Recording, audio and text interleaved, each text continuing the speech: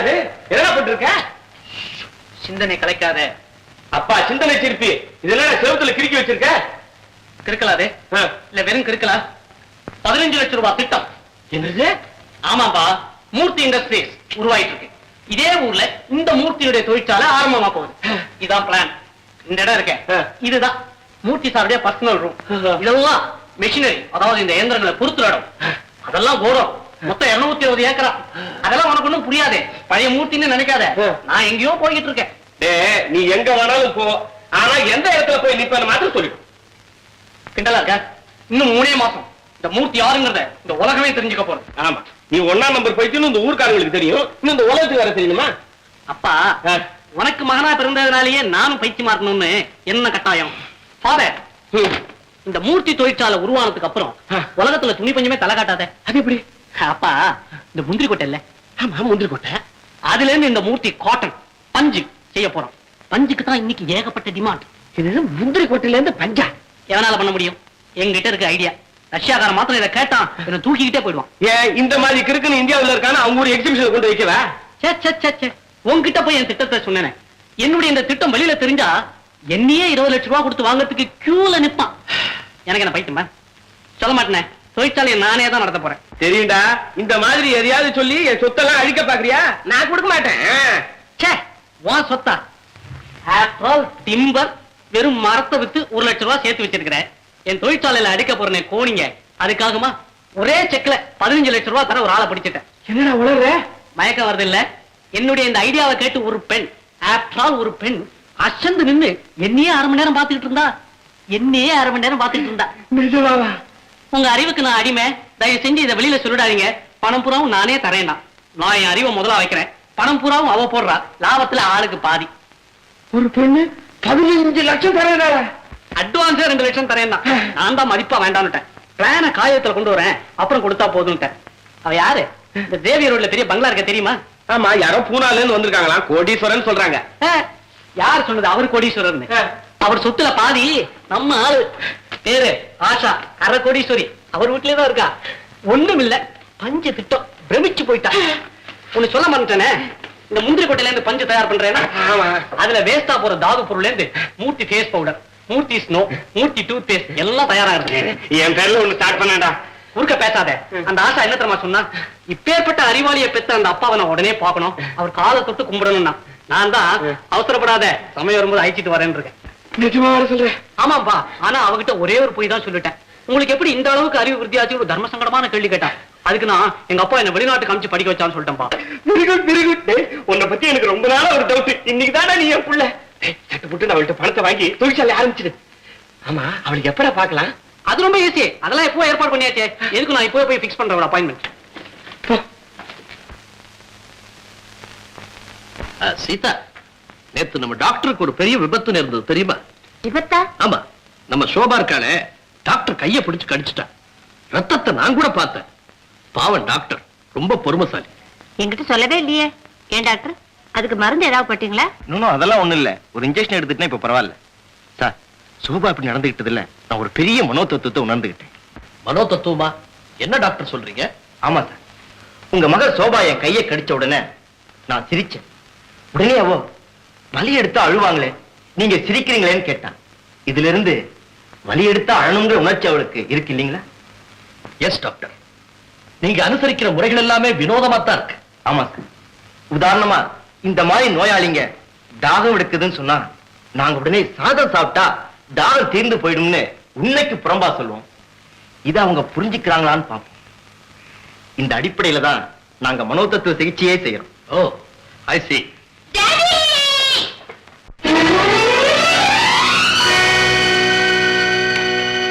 மாமா, எதையோ நினைச்சுக்கிட்டு அம்மா அப்பா பாக்கணும்னு சொல்லிட்டு திடீர்னு நீங்க ஓடி வந்துட்ட மாமா.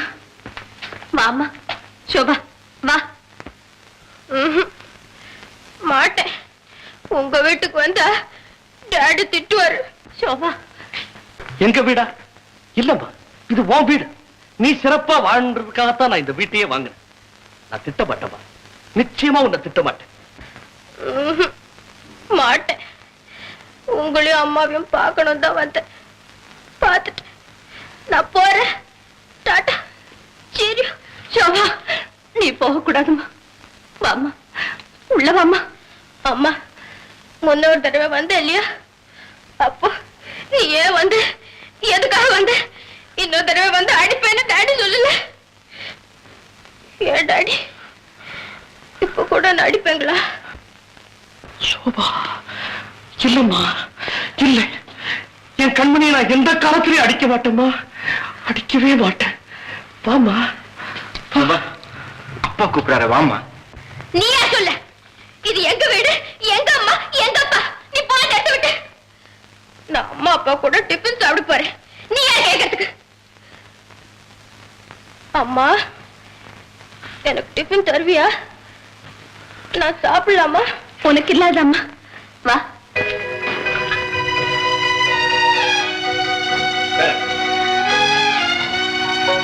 உட்காரு, உட்காரு.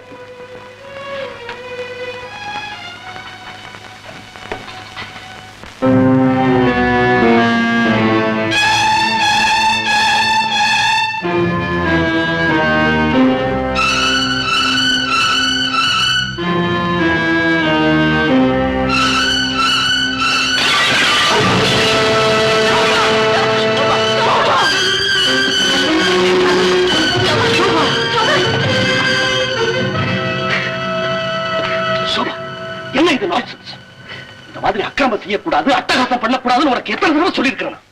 எதையாவது உடைக்கிறது, எதையாவது கிழிக்கிறது, வர உனக்கு சுத்தமா பயமே இல்லாம போச்சு. நான் செய்த பாவம் என் தலை எழுத்து எனக்கு இப்படி ஒரு சாபம் ஏற்பட்டு. அம்மா போதுங்க, விவரம் தெரியாத பொண்ணுகிட்ட கோச்சு எடுத்து போது. நீங்க பெரிய கோட்டீஸ்வரர், உங்களுடைய ஒரே பொண்ணு அவ. தாலாட்டி சீராட்டி எப்படி இல்லாம வளர்த்தோம். வீட்டு ராஜகுமாரி போல இருக்க வேண்டிய இந்த நிலைமையில இருக்கிறாளன்னு நீங்க பரிதாபம் கூட பட வேண்டாம். ஆனா அவளை மிரட்டாமையாக இருக்க கூடாதா? என்ன மன்னிச்சிடு சீதா. எதையோ பறி கொடுத்த வேதனையில இப்படி அடிக்கடி உணர்ச்சி வசப்பட்டு போறேன். டாக்டர், குழப்பம் அடைஞ்ச நிலையில நான் எதை செய்யக்கூடாதோ அதை செய்யறேன். என் குழந்தை செய்த தவிர நான் மன்னிச்சிருக்கலாம் டாக்டர், அன்பு காட்டியிருக்கலாம். ஆனா அவகிட்ட நான் எவ்வளவு கொடுமையா நடந்துக்கிட்டேன் பாத்தீங்களா டாக்டர்? மனிதன் எவ்வளவோ கற்பனைகளை செய்யறான். ஆனா அவனுடைய கற்பனைகள் கலைஞ்சு ஏமாற்றங்கள் ஏற்படும் போது அவன் தான் சுய உணர்வு மட்டும் இல்லை, தன் நிதானத்தையே இழந்துறான் டாக்டர். சார், நீங்க இப்படி எல்லாம் நம்பிக்கை இழக்கவே கூடாது. நீங்க உங்க மகளை எந்த நிலையில பார்க்கணும் விரும்புறீங்களோ அந்த நிலையில கண்டிப்பா பார்க்கத்தான் போறீங்க. இனிமே நீங்க உங்க மகளை பார்க்கும்போது உணர்ச்சி வசப்படவே கூடாது. பாசத்தினாலையும் பரிவினாலையும் தான் பாதிக்கப்பட்ட அவளை திருத்த முடியும். Yes doctor, S.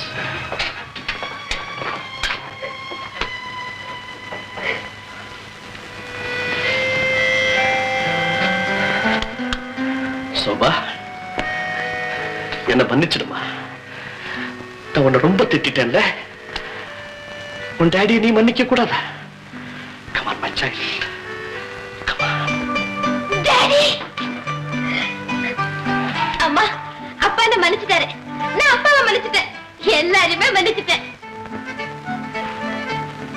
மிஸ்டர், இன்னைக்கு மட்டும் உன்னை கூட மன்னிக்கிறேன். ஓகே? Thank you sofa. ஏன் சார், ஒரு மாற்றத்துக்காக சோபா அடிச்சுட்டு எல்லாம் வெளியில போயிட்டு வந்தானே. ஓய், போலாமே.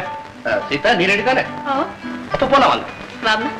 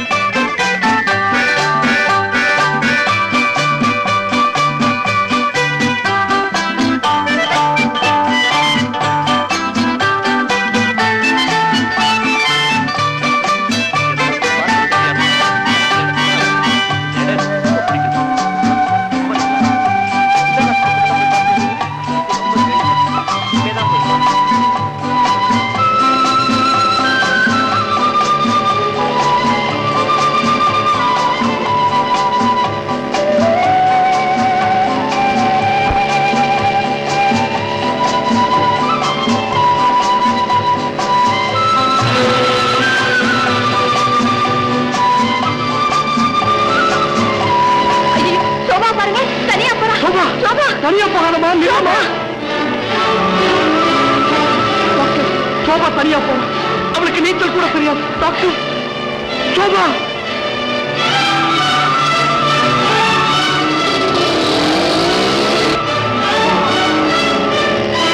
சோபா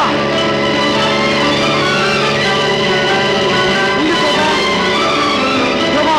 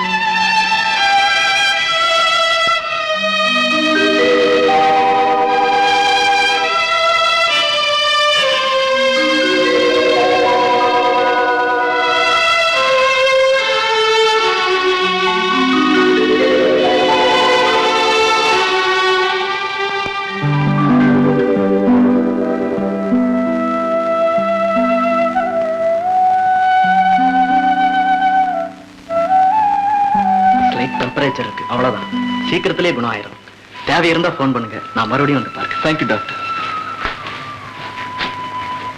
ஆஷா சோபா எதுவுமே சாப்பிடல ரெடியா ஹார்லிக்ஸ் வச்சிருக்கேன் இப்ப அவளை டிஸ்டர்ப் பண்ண வேண்டாம் எழுந்ததுக்கு அப்புறம் கொடுத்தா போதும்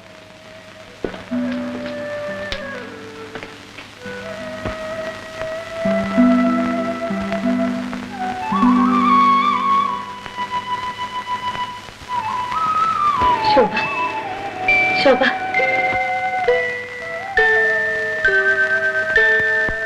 சோபா என்னம்மா வேணும் என்ன வேணும்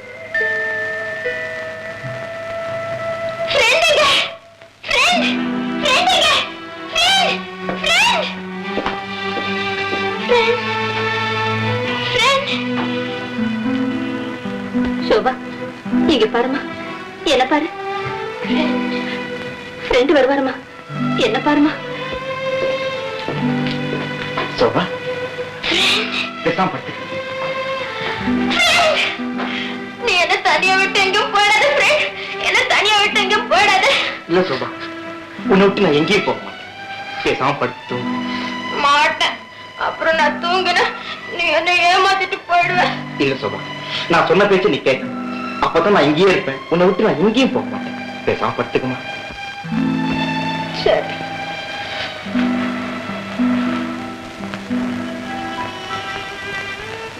சோபா ஒண்ணுமே சாப்பிடாம இருக்கே கொஞ்சம் ஹார்லிக்ஸ் குடிச்சுமா ஆஷா எனக்கு ஒண்ணு வாண்ட முடியாது போ சோபா இப்படி எல்லாம் சொல்லக்கூடாது ஆஷா கொண்டா